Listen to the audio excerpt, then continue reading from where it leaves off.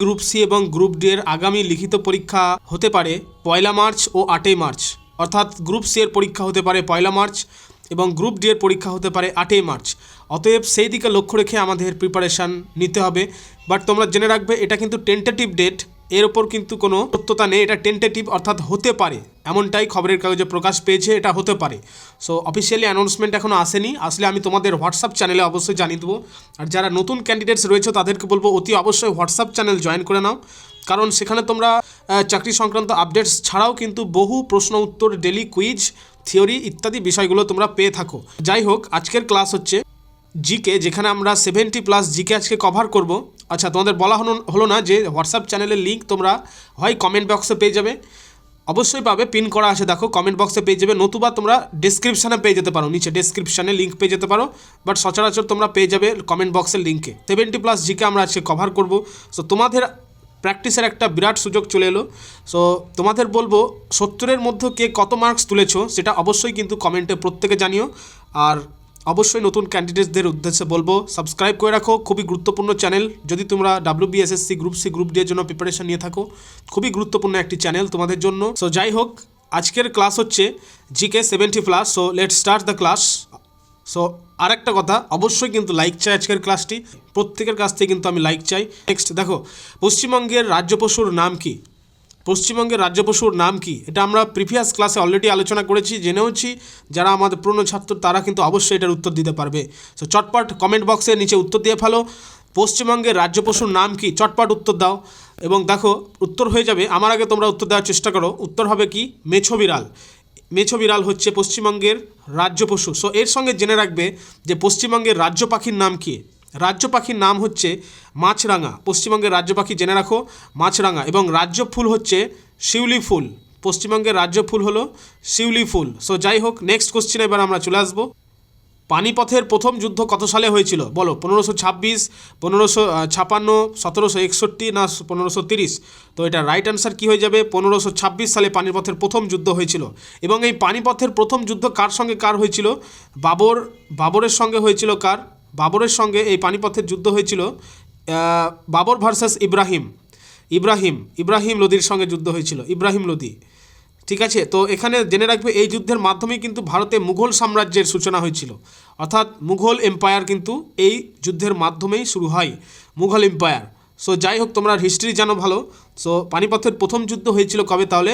1526 সালে। কমেন্ট বক্সে আশা করি উত্তর দিয়ে ফেলেছো, আমার আগে কিন্তু উত্তর দেওয়ার চেষ্টা করো। আর অবশ্যই কিন্তু কমেন্ট করে জানাবে আজকের ক্লাসটি কেমন মনে হচ্ছে তোমাদের জন্য, কতটা গুরুত্বপূর্ণ, কীরকম। অবশ্যই কিন্তু তোমাদের কাছ থেকে একটি ফিডব্যাক চাই, প্রত্যেকের কাছ থেকে। তো তোমরা কিন্তু আমার আগে উত্তর দেওয়ার চেষ্টা করো। এবার আমরা নেক্সট কোশ্চেনে চলে আসবো। আচ্ছা, আর একটা কমেন্টে তোমাদের টাস্ক থাকবে যে পানিপথের দ্বিতীয় যুদ্ধ কবে হয়েছিল? সেকেন্ড ওয়ার দ্বিতীয় যুদ্ধ কবে হয়েছিল? এবং যেটা থার্ড ওয়ার তৃতীয় যুদ্ধ কবে হয়েছিল? বলো, চটপট কমেন্টে উত্তর দাও, কারণ আমি প্রিভিয়াস ক্লাসে অলরেডি তোমাদের প্র্যাকটিস করে দিয়েছি। নেক্সট কোশ্চেনে এবার আমরা চলে আসবো। বক্সারের যুদ্ধ কবে সংগঠিত হয়? এখানে দেখতেই হবে না, এক কথায় উত্তর হয়ে যাবে 1764 সালে। আর এই যুদ্ধ হয়েছিল মীর কাসিম, সুজাউদ্দৌলা এবং দ্বিতীয় শাহ আলমের মিলিত বাহিনী, এবং অন্যদিকে ছিল ইংরেজদের বাহিনী। অর্থাৎ এই যুদ্ধে কিন্তু দেখবে যে ইংরেজদের কাছে মীর কাসিম, সুজাউদ্দৌলা, শাহ আলমের যে মিলিত বাহিনী তার পরাজয় ঘটেছিল। তো যাই হোক, এটা জেনে রাখবে। আর এর ফলেই কিন্তু কোম্পানির সুযোগ পায়, দেওয়ানি লাভ করে আর কি। সো নেক্সট কোশ্চেনে এবার আমরা চলে যাব। আর তোমরা বলবে যে অবশ্যই কমেন্টে উত্তর দাও তোমরা যে পলাশির যুদ্ধ কত সালে হয়েছিল? এটা চটপট লিখে ফেলো কমেন্টে। পলাশির যুদ্ধ কত সালে, কবে, কাদের মধ্যে হয়েছিল? চটপট কমেন্টে লিখে ফেলো পলাশির যুদ্ধ। নেক্সট কোশ্চেন এবার আমরা চলে আসবো। পশ্চিমবঙ্গের কোন জেলাটি ছৌ নাচের জন্য বিখ্যাত? বলো, বাঁকুড়া, পুরুলিয়া, বীরভূম না ঝাড়গ্রাম? কোনটা উত্তর হবে? এটার সঠিক উত্তর হয়ে যাবে পুরুলিয়া। পুরুলিয়া হচ্ছে ছৌ নাচের জন্য বিখ্যাত। এর আগেও আমি বলেছি, ছৌ নাচ মূলত মুখোশ পরে যে নাচ পরিবেশন, সেটা হচ্ছে একটি ছৌ নাচ। আর 2010 সালে, এটা মনে রাখবে, 2010 সালে ইউনেস্কো এই নাচকে সাংস্কৃতিক ঐতিহ্যের তালিকায় স্থান দিয়েছে। এটা কিন্তু মনে রাখার বিষয়। নেক্সট কোশ্চেনে এবার আমরা চলে আসবো। সংবিধানের কত নম্বর ধারায় অস্পৃশ্যতা দূরীকরণের কথা? এখানে দেখতে পাচ্ছ 16 নম্বর ধারা, তারপর 17 নম্বর, 18 নম্বর আর হচ্ছে 23 নম্বর। সো এটা রাইট অ্যান্সার কী হয়ে যাবে? রাইট অ্যান্সার হবে এটার 17 নম্বর ধারা। আর এটি কিন্তু একটি মৌলিক অধিকার, এই অস্পৃশ্য দূরীকরণ যেটা রয়েছে সেটি হচ্ছে মৌলিক অধিকার, অস্পৃশ্যতা দূরীকরণ। এবং এই মৌলিক অধিকার তো তাছাড়াও 1955 সালে অস্পৃশ্যতা অপরাধ আইন পাস হয়, যা পরে 1976 সালে সিভিল রাইটস প্রোটেকশন অ্যাক্ট নামে একটি বিল পাস হয়, সেটি কিন্তু এই নামে পরিচিত। সো যাই হোক, তোমরা মনে রাখবে যে অস্পৃশ্যতা দূরীকরণের কথা বলা হয়েছে 17 নম্বর ধারায়। নেক্সট কোশ্চেন এবার আমরা চলে আসবো। তিতুমির কোন বিদ্রোহের নেতা ছিল? আশা করি ঝটপট উত্তর দিয়ে দিতে পারবে। উত্তর হয়ে যাবে ওয়াহাবি আন্দোলন, অপশন নাম্বার এ। চটপট কিন্তু কমেন্টে আনসার করো, প্রত্যেকে কমেন্টে আনসার করো, আমার আগে উত্তর দেওয়ার চেষ্টা করো। কোশ্চেন দেখা মাত্র, কারণ এগুলো প্র্যাকটিসড করেই দিয়েছি আমি তোমাদের লেসন করিয়ে দিয়েছি প্রিভিয়াস ক্লাসগুলোতে, তোমরা ঝটপট উত্তর দিয়ে দাও। তো যাই হোক, দেখো, আর হ্যাঁ, অবশ্যই কিন্তু প্রত্যেকের কাছ থেকে একটা করে কিন্তু লাইক চাই। আজকের গুরুত্বপূর্ণ ক্লাসটা অবশ্যই কিন্তু প্রত্যেকে লাইক করবে, প্রত্যেকে লাইক করে দাও, আর কমেন্টে জানাও কীরকম লাগছে তোমাদের ক্লাসটা আজকের। তো যাই হোক, দেখো, এই বাংলার ওয়াহাবি আন্দোলনকে বারাসাত বিদ্রোহ বলা হয়। বারাসাত বিদ্রোহ কিন্তু বলা হয়, হিস্ট্রি পড়লেই তোমরা বুঝে যাবে যে বারাসাত বিদ্রোহ বলা হয় এই ওয়াহাবি আন্দোলনকেই। আর তিতুমিরের পুরো নাম ছিল মীর নিসার আলী, এটা আমি প্রিভিয়াস ক্লাসে করেছি। মীর নিসার আলী তিতুমিরের নাম, আর তিনি নারকেলবেরিয়া গ্রামে একটি বাঁশের কেল্লা তৈরি করেছিলেন। এই কয়েকটা জিনিস জাস্ট মনে রাখতে হবে। নেক্সট কোশ্চেন হচ্ছে যে ভারতের কোন গভর্নর জেনারেল সতীদাহ প্রথা রদ করেছিলেন? উত্তর কি হয়ে যাবে? এইটার উত্তর হয়ে যাবে Lord William Bentinck. Lord William Bentinck হয়ে যাবে রাইট অ্যান্সার। এবং 1829 সালে রাজা রামমোহন রায়ের সহায়তায় তিনি 17 নম্বর রেগুলেশন জারির মাধ্যমে এটি নিষিদ্ধ করেছিলেন। নেক্সট কোশ্চেন, পশ্চিমবঙ্গের দীর্ঘতম নদীর নাম কি? পশ্চিমবঙ্গের দীর্ঘতম নদী উত্তর হয়ে যাবে ভাগীরথী হুগলি নদী। আর গঙ্গা নদী পশ্চিমবঙ্গে প্রবেশ করার পর মুর্শিদাবাদের কাছে দুটি শাখায় বিভক্ত হয়ে গেছে, দুটি শাখায় ভাগ হয়েছে, একটি হচ্ছে পদ্মা আর একটি হচ্ছে ভাগীরথী।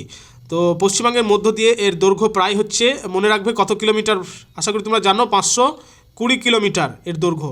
সো এটা কিন্তু মনে রাখার বিষয়। নেক্সট, ভারতের সংবিধানের রক্ষাকর্তা কাকে বলা হয়? ভারতের সংবিধানের রক্ষাকর্তা আগে মানে প্রিভিয়াস ক্লাস আমি বলেছিলাম যে সংবিধানের রক্ষাকর্তা মানে সুপ্রিম কোর্ট আগে আসবে, কারণ সুপ্রিম কোর্ট নাগরিকদের মৌলিক অধিকার রক্ষা করে এবং সংবিধানের সঠিক ব্যাখ্যা প্রদান করে, সেই কারণে সংবিধানের রক্ষাকর্তা বলা হয়। অনুশীলন সমিতি কে প্রতিষ্ঠা করেন? বলো, ঝটপট উত্তর দাও। অনুশীলন সমিতি কে প্রতিষ্ঠা করেন? অরবিন্দ ঘোষ, না প্রমথনাথ মিত্র, না বীরেন্দ্র কুমার ঘোষ, না চিত্তরঞ্জন দাস? এইখানে রাইট অ্যান্সার হয়ে যাবে, চটপট উত্তর দাও কমেন্টে তোমরা। এটা রাইট অ্যান্সার কী হবে? অপশন নাম্বার দিয়ে দাও, উত্তর দিয়ে দিতে পারো। উত্তর হয়ে যাবে এটার প্রমথনাথ মিত্র। এবং এই প্রমথনাথ মিত্র 1902 সালে কলকাতায় অনুশীলন সমিতি প্রতিষ্ঠা করেছিলেন, এটি মনে রাখবে। কলকাতায় অনুশীলন সমিতি প্রতিষ্ঠা কে করেছিলেন? প্রমথনাথ মিত্র। এবং এটি ছিল বাংলার প্রথম বিপ্লবী সংগঠন। নেক্সট কোশ্চেন, কর্কট ক্রান্তি রেখা পশ্চিমবঙ্গের কতগুলি জেলার উপর দিয়ে গেছে? উত্তর কি হয়ে যাবে এটার?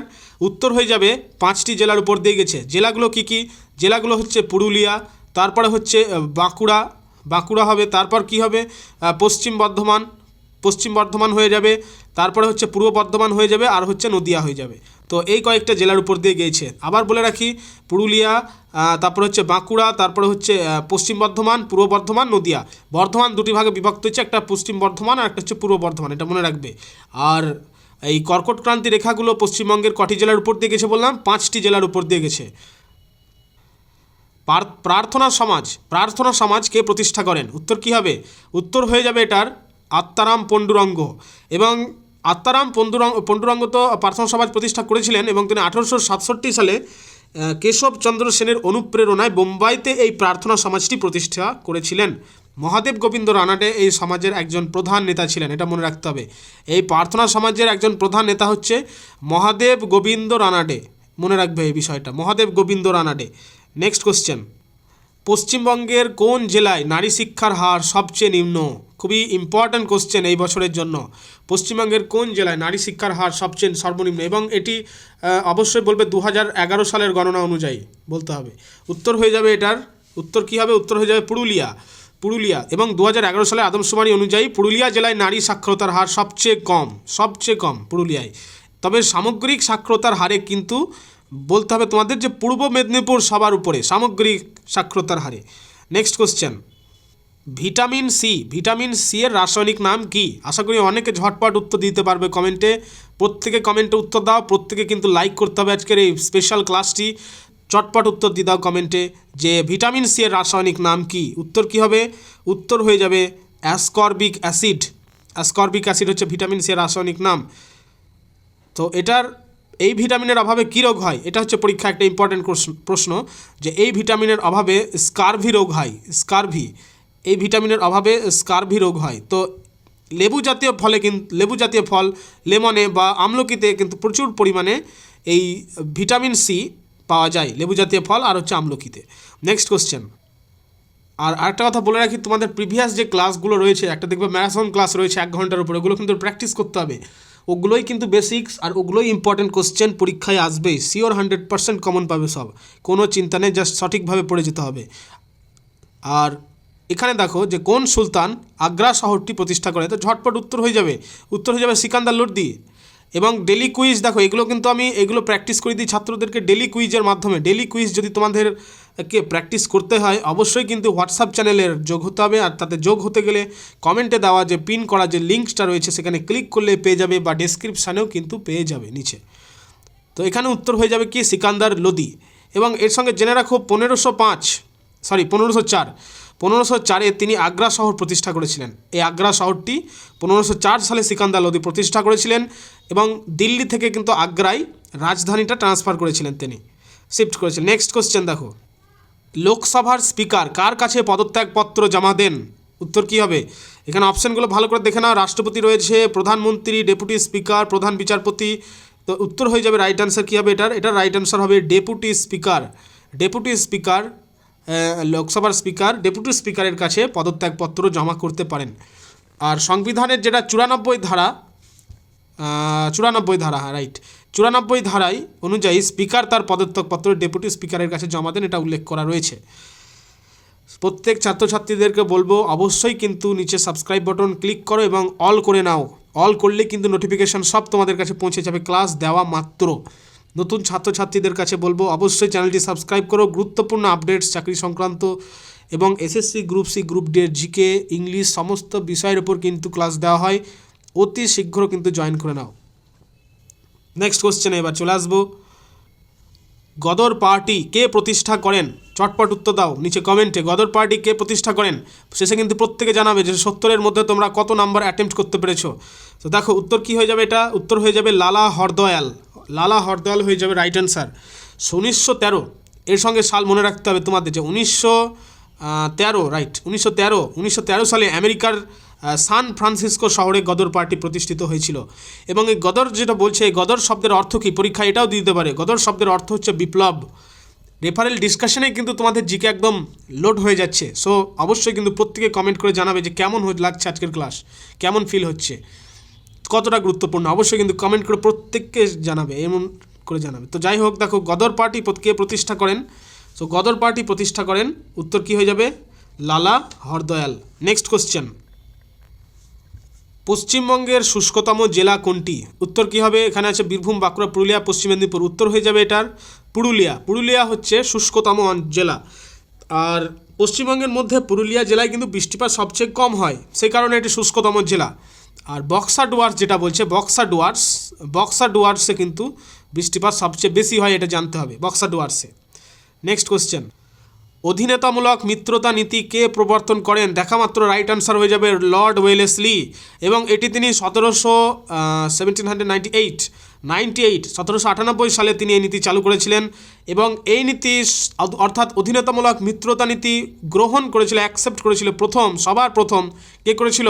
চটপট উত্তর করো কমেন্টে, কে করেছিল? হায়দ্রাবাদের নিজাম করেছিল। নেক্সট কোশ্চেন, লাফিং গ্যাস কী নামে পরিচিত? লাফিং গ্যাস? উত্তর হয়ে যাবে নাইট্রাস অক্সাইড লাফিং গ্যাস নামে পরিচিত। এবং এই নাইট্রাস অক্সাইডের সংকেত হলো N2O।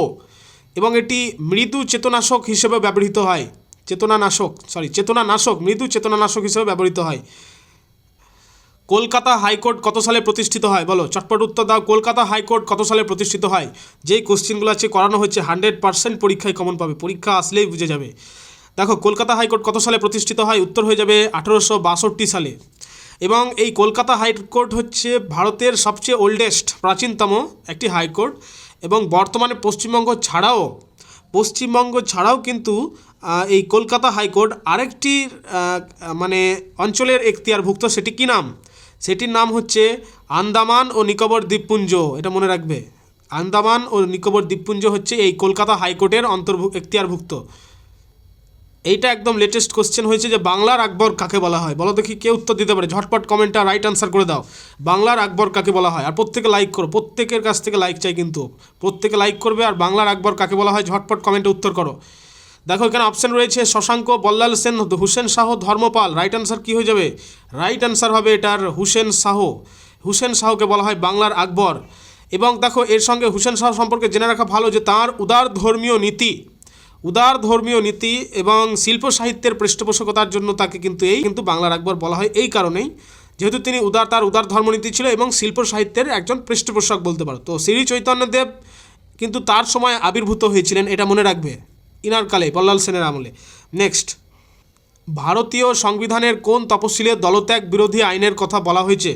বলো দেখি ঝটপট উত্তর কী হবে? নবম তপশিল, দশম তপশিল, একাদশ, দ্বাদশ। উত্তর কী হয়ে যাবে এটার? রাইট আনসার কী হবে? রাইট আনসার হয়ে যাবে এটার দশম তপশিল হবে রাইট আনসার। এবং 1985 সালে 52তম সংবিধান সংশোধনীর মাধ্যমে এই তপশিলটি যুক্ত করা হয়। নেক্সট কোশ্চেন হচ্ছে গিয়ে যে বন্দিপুর জাতীয় উদ্যান কোন রাজ্যে অবস্থিত? ঝটপট উত্তর করো, বন্দিপুর জাতীয় উদ্যান কোন রাজ্যে অবস্থিত? উত্তর হয়ে যাবে এটার কর্ণাটকে অবস্থিত বন্দিপুর জাতীয় উদ্যান। এবং এই বন্দিপুর জাতীয় উদ্যান এটি একটি টাইগার অর্থাৎ বাঘ সংরক্ষণের জন্য বিখ্যাত। আগে এটি মহীশূরের রাজাদের শিকার করার একটি জায়গা ছিল। তো যাই হোক, নেক্সট কোশ্চেনে এগোবো আমরা এবার। দেখো নীল দর্পণ নাটকটি ইংরেজিতে কে অনুবাদ করেছিলেন? বলো, এটা প্রত্যেকে উত্তর ঝটপট করে দাও কমেন্টে। উত্তর কী হবে? Michael Madhusudan Dutta is the right answer. এবং এর সঙ্গে জেনে রাখো যে নাটকটি লিখেছিলেন কে? নীল দর্পণের নাটকটি লিখেছিলেন হচ্ছেন দীনবন্ধু মিত্র। এবং এর সঙ্গে জেনে রাখো মাইকেল মধুসূদন দত্ত ছদ্মনামে এর ইংরেজি অনুবাদ করেছিলেন মাইকেল মধুসূদন দত্ত। আর এর জন্য জেমস লং সাহেবের কিন্তু জেল হয়েছিল, জরিমানাও হয়েছিল। নেক্সট, মুর্শিদাবাদের হাজারদুয়ারি প্রাসাদ কে নির্মাণ করেন? হাজারদুয়ারি প্রাসাদ? ঝটপট উত্তর দাও। তো এটা 1837, মনে রাখবে 1837 সালে ডানকান এটাকে বলা হয় ডানকান ম্যাকলিওড নকশা বলা হয় সম্ভবত, তোমরা ভেরিফাই করে নেবে একবার। এটাকে এই যে নকশাতে করা হয়েছে, হাজারদুয়ারি প্যালেসটি তৈরি করা হয়েছে, এই যে নকশা, সেই নকশার নাম হচ্ছে ডানকান ম্যাকলিওড। তো যাই হোক, এটির রাইট আনসার কী হয়ে যাবে? রাইট আনসার হবে নবাব নাজিম হুমায়ুন ঝা। এটা হচ্ছে right answer, option number B. তো এটি কিন্তু মুর্শিদাবাদ জেলায় অবস্থিত, আমরা প্রত্যেকেই জানি। এবং সত্যি করে কিন্তু হাজারটা দরজা নেই, কিছু কিন্তু নকল দরজাও আছে। তো যাই হোক, নেক্সট কোশ্চেনে এগোনো যায়। ভারতের প্রথম ভাইসরয় কে ছিলেন? বলো, চটপট উত্তর দাও। এর আগে আমি করেছি এই কোশ্চেনটা, ভারতের প্রথম ভাইসরয় কে ছিলেন? উত্তর হয়ে যাবে লর্ড ক্যানিং ছিলেন ভারতের প্রথম ভাইসরয়। এবং 1858 সালে ভারত শাসন আইনের মাধ্যমে গভর্নর জেনারেল পদটি ভাইসরয় পদে উন্নীত হয় এবং তিনি ছিলেন শেষ গভর্নর জেনারেল এবং বলতে পারো প্রথম ভাইসরয়, যেটি কোশ্চেনে আছে। নেক্সট কোশ্চেন, লোকসভার সর্বোচ্চ সদস্য সংখ্যা কত হতে পারে? 545 না 550, 52 না 30? উত্তর কী হয়ে যাবে? এটা রাইট অ্যান্সার হয়ে যাবে 550 জন। এটি কিন্তু আগে ছিল 552, প্রিভিয়াসলি ছিল 552, কিন্তু 104তম সংবিধান সংশোধনীর মাধ্যমে অ্যাংলো ইন্ডিয়ানদের জন্য সংরক্ষিত 2টি আসন বাতিল করা হয়। তো সেখান থেকে এখন হয়েছে বর্তমানে 550 জন সদস্য সংখ্যা।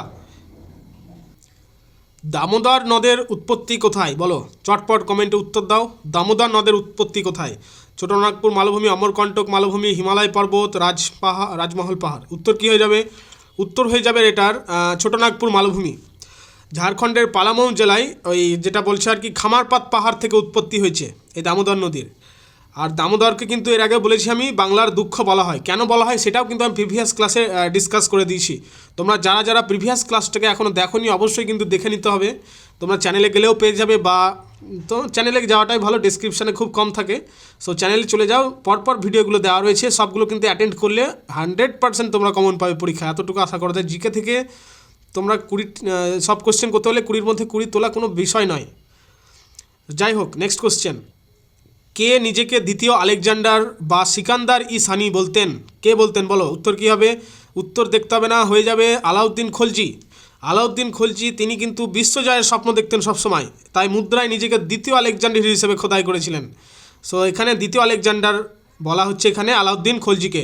পদ শূন্য হলে কতদিনের মধ্যে নির্বাচন করতে হয়? উত্তর কী হবে? উত্তর হয়ে যাবে 6 মাস। নেক্সট কোশ্চেন, তার আগে একটু কথা বলে রাখি, এই সংবিধানের 62 নম্বর ধারা অনুযায়ী রাষ্ট্রপতির পদ শূন্য হলে 6 মাসের মধ্যে রাষ্ট্রপতি নির্বাচন করা কিন্তু বাধ্যতামূলক, 62 নম্বর ধারা অনুযায়ী।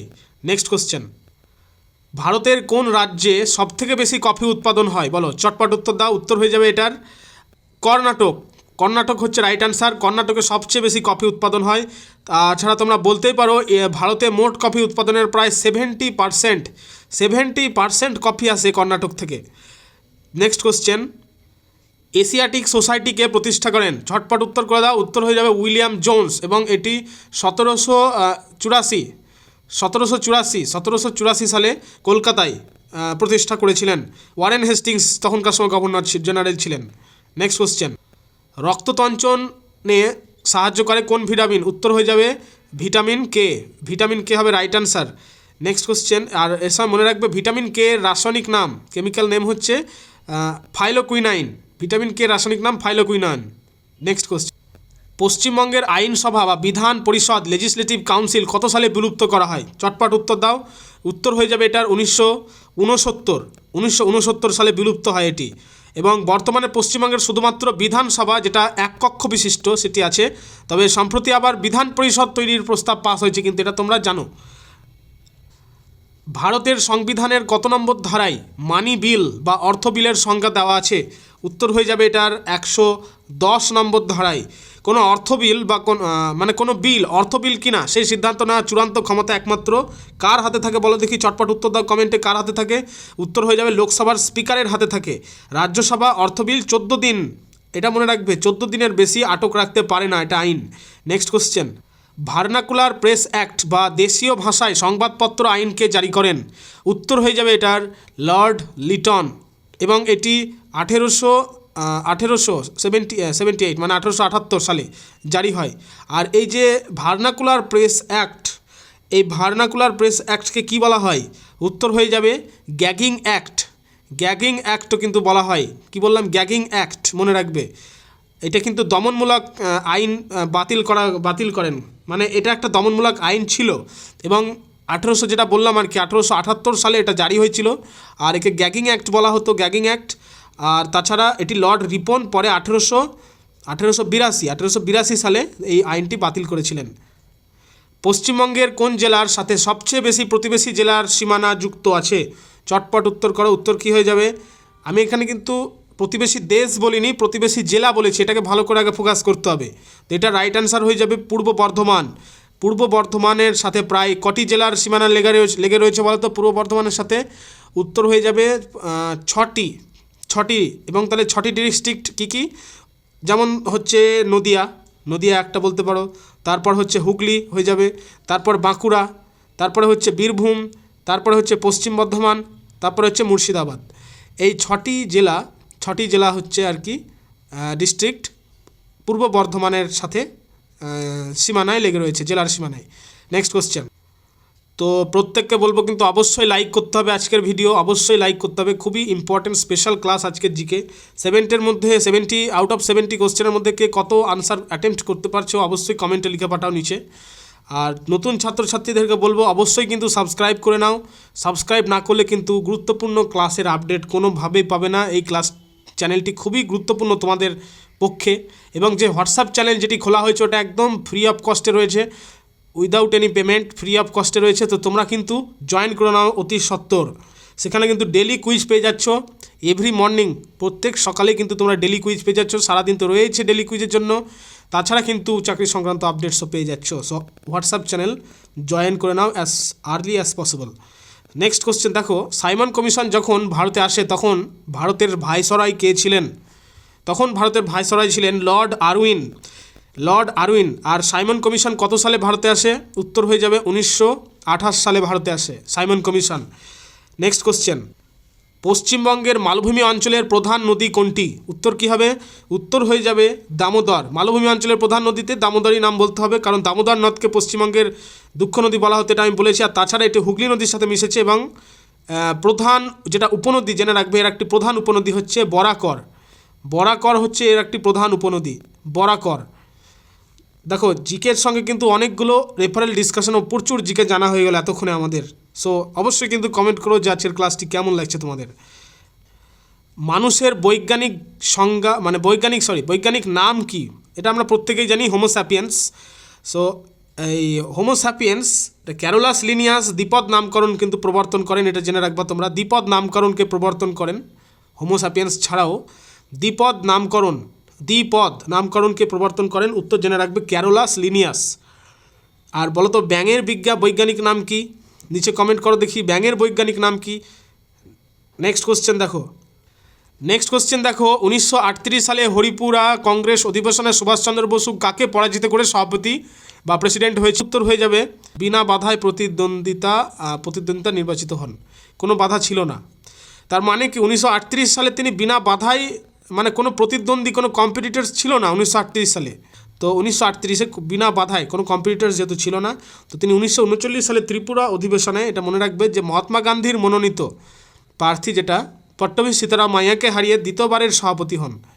তো মূল কথা হলো 1938 সালে হরিপুরা কংগ্রেস অধিবেশনে সুভাষচন্দ্র বসু কাকে পরাজিত করে সভাপতি হন?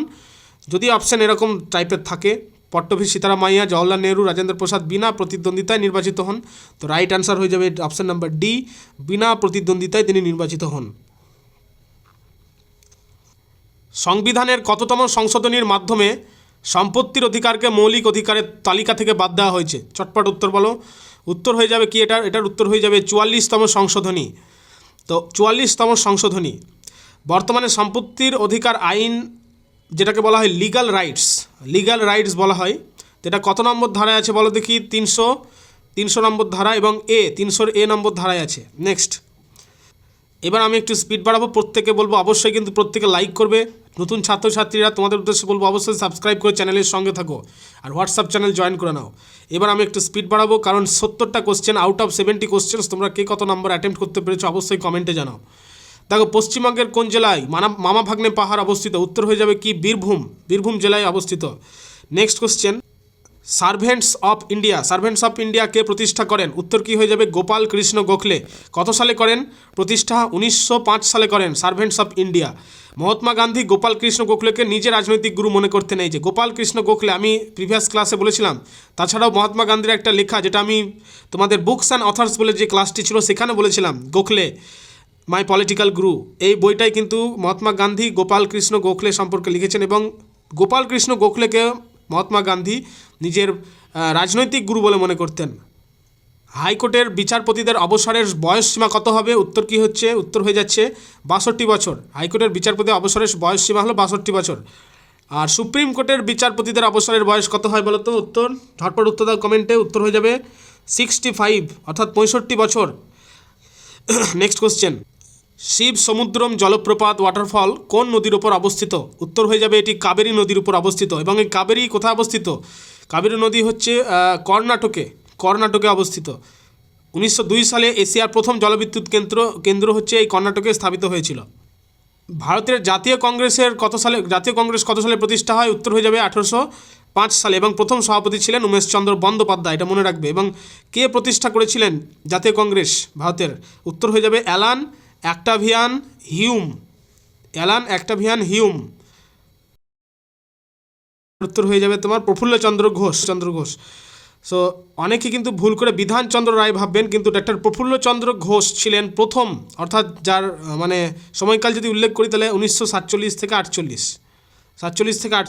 বিধানচন্দ্র রায় ছিলেন দ্বিতীয় মুখ্যমন্ত্রী। অনেকে এই জায়গাটায় গুলিয়ে ফেলেন। তো যাই হোক, মুঘল সম্রাটদের মধ্যে কে জিন্দাপীর নামে পরিচিত ছিলেন? উত্তর কী হবে? উত্তর হয়ে যাবে এটার ঔরঙ্গজেব। এর আগেও আমি বলেছি যে কেন বলা হতো তাকে জিন্দাপীর বা জীবন্ত সন্ত। জিন্দাপীর মানে হচ্ছে জীবন্ত সন্ত। কেন বলা হতো? কারণ মনে রাখবে যে তার সহজ সরল জীবনযাপন এবং ইসলামের ধর্মের প্রতি কট্টর অনুরাগ, এর জন্য কিন্তু তাকে জিন্দাপীর বলা হতো বা জীবন্ত সন্ত বলা হতো। তিনি সঙ্গীত নিষিদ্ধ করেছিলেন ঔরঙ্গজেব, এটা মনে রাখবে। নেক্সট, তেভাগা আন্দোলন কবে শুরু হয়েছিল? ঝটপট উত্তর দাও কমেন্টে, কবে শুরু হয়েছে তেভাগা আন্দোলন? উত্তর হয়ে যাবে অপশন নাম্বার এ, অর্থাৎ 1946 সালে। এটি ছিল ভাগ চাষিদের আন্দোলন। নিজের খামারে ধান তোলা ছিল এর স্লোগান। নিজ খামারে ধান তোলা এ ছিল এর স্লোগান। তোমরা মনে রাখার চেষ্টা করো। এটি মূলত সম্ভবত তোমরা চেক করে নেবে বা ভেরিফাই করে নেবে, মূলত মানে উত্তরবঙ্গের যেটা দিনাজপুর আছে, রংপুর আছে, এই জায়গাগুলোতে কিন্তু শক্তিশালী ছিল এই তেভাগা আন্দোলনটি। নেক্সট কোশ্চেনে বলছে যে ভারতের কোন অংশকে ভারতের ম্যাগনা কার্টা বলা হয়, সংবিধানের কোন অংশকে ভারতের ম্যাগনা কার্টা বলা হয়? উত্তর হয়ে যাবে এটা অপশন নাম্বার এ, অর্থাৎ তৃতীয় অংশ, পার্ট নাম্বার 3কে বলা হচ্ছে ম্যাগনা কার্টা ভারতীয় সংবিধানের। এবং কেন বলা হয় ম্যাগনা কার্টা? কারণ এখানে মৌলিক অধিকার বর্ণিত আছে, এই কারণে। আর মৌলিক অধিকারগুলো আছে 12 থেকে, তৃতীয় নম্বর অংশে 12 থেকে 35 পর্যন্ত। পশ্চিমবঙ্গের উত্তর দিনাজপুরের সদর দপ্তরের নাম কি? উত্তর কী হবে? উত্তর হয়ে যাবে এটার, দেখো অপশানগুলো দেখে নাও ভালো করে, বালুরঘাট, রায়গঞ্জ, ইসলামপুর, মালদা। উত্তর হয়ে যাবে রায়গঞ্জ হচ্ছে উত্তর দিনাজপুরের সদর দপ্তর। উত্তর দিনাজপুরের আর দক্ষিণ দিনাজপুরের সদর দপ্তর কাকে বলে? তাহলে বলে ফেলো চটপট কমেন্টে। দক্ষিণ দিনাজপুরের সদর দপ্তর বলা হয় বালুরঘাটকে, ওটা হচ্ছে দক্ষিণ দিনাজপুরের সদর দপ্তর বালুরঘাট। আর রায়কুঞ্জ কুলিক হচ্ছে পাখিরালয়ের জন্য বিখ্যাত। ওখানে রয়েছে দেখবে রায়গঞ্জ কুলিক কয় হস্যু লয় হস্যি কুলিক, রায়গঞ্জ কুলিক পাখিরালয় এর জন্য বিখ্যাত। নেক্সট কোশ্চেন খুবই ইজি, আশা করি প্রত্যেকের উত্তর পারবে, যে কনিষ্ক কোন অব্দের প্রচলন করেন? উত্তর কি হয়ে যাবে? শকাব্দ। 78 খ্রিস্টাব্দে কনিষ্ক সিংহাসনে বসার সময় শকাব্দটা চালু করেছিলেন। ভারতে পঞ্চায়েত রাজ ব্যবস্থা কত স্তর বিশিষ্ট? উত্তর কী হবে? এটা পরীক্ষা এসেছিল, প্রিভিয়াস এক্সামগুলোতে এসেছিল। কত স্তর বিশিষ্ট? উত্তর হয়ে যাবে 3 স্তর বিশিষ্ট। কী সেগুলো হচ্ছে? একটা হচ্ছে গ্রাম পঞ্চায়েত একটা হবে, একটা হচ্ছে পঞ্চায়েত সমিতি, আর একটা হচ্ছে জেলা পরিষদ হয়ে যাবে আর একটা। গ্রাম পঞ্চায়েত সমিতি, জেলা পরিষদ, এই 3টি স্তর নিয়ে ভারতে পঞ্চায়েত রাজ ব্যবস্থা গঠিত।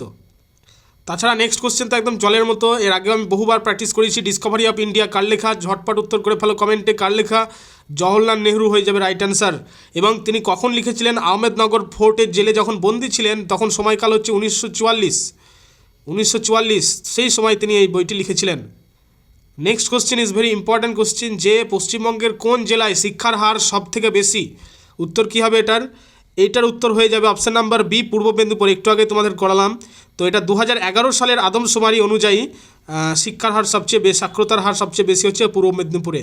তো কলকাতা কিন্তু দ্বিতীয় স্থানে অধিকার করছে, পূর্ব মেদিনীপুরের পরে হচ্ছে কলকাতা। আর পার্সেন্টেজ কত পূর্ব মেদিনীপুরের? পার্সেন্টেজ শিক্ষার হারের ক্ষেত্রে 87%, 87.66 বলতে পারো, 87% মনে রাখবে। লর্ড কার্জন কত সালে বঙ্গভঙ্গ রদ বা বাতিল ঘোষণা করেন? উত্তর হয়ে যাবে এটার 1911 সালে। 1905 সালে বঙ্গভঙ্গ কার্যকর হয়েছিল, 1905, আর বাতিল হয়েছিল কবে? 1911 সালে। নেক্সট, লর্ড হার্ডিঞ্জের সময় কিন্তু এটা বাতিল করা হয়েছিল এবং রাজধানী কলকাতা থেকে দিল্লিতে সরানো হয়েছিল। নেক্সট কোশ্চেন দেখো, ব্রোঞ্জ বা কাঁসা তৈরি করতে তামার সাথে কি মেশানো হয়? এটা আমরা প্রত্যেকেই জানি। ব্রোঞ্জ তৈরি করতে বা কাঁসা তৈরি করতে তামার সঙ্গে মেশানো হয় তামার টিন মিশিয়ে কিন্তু ব্রোঞ্জ তৈরি হয়। আর তামার দস্তা মিশিয়ে পিতল তৈরি হয়, ব্রাস যেটাকে বলা হয় ইংরেজিতে, পিতল তৈরি হয় তামা আর হচ্ছে দস্তা মিশিয়ে, অর্থাৎ জিঙ্ক যেটাকে বলছে জেডেন। তো যাই হোক, নেক্সট কোশ্চেন, ভারতীয় সংবিধানের প্রস্তাবনা বা প্রিএম্বলে সমাজতান্ত্রিক ধর্মনিরপেক্ষ শব্দ দুটি কত সালে যুক্ত করা হয়েছে? বলো দেখি, ঝটপট উত্তর করো। উত্তর হয়ে যাবে, দেখো অপশানগুলো ভালো করে দেখো, 4টে অপশান। উত্তর কোন অপশান হবে? ঝটপট উত্তর করো কমেন্টে। উত্তর হয়ে যাবে অপশান নাম্বার এ, 1976 সালে। এবং এটা 42তম সংশোধনীর মাধ্যমে, 42তম সংশোধনী। এবং একে কিন্তু এই ধর্মনিরপেক্ষ সমাজতান্ত্রিক এই প্রিএম্বল, এটাকে কিন্তু বলা হচ্ছে মিনি কনস্টিটিউশন। ইন্দিরা গান্ধীর সময় এটি হয়েছিল, এটা মিনি কনস্টিটিউশনও বলা হয়। নেক্সট, সুন্দরবন কত সালে ওয়ার্ল্ড হেরিটেজ সাইটে বিশ্ব ঐতিহ্যবাহী স্থান ঘোষণা করা হয়েছিল? দেখলে উত্তর হয়ে যাবে 1987, কারণ প্রিভিয়াস ক্লাসে করেছি। যারা প্রিভিয়াস ক্লাসগুলো অ্যাটেন্ড করনি তাদের উদ্দেশ্যে বলবো, অবশ্যই ক্লাসটি শেষ করে প্রিভিয়াস ক্লাসগুলো জয়েন করে ফেলো।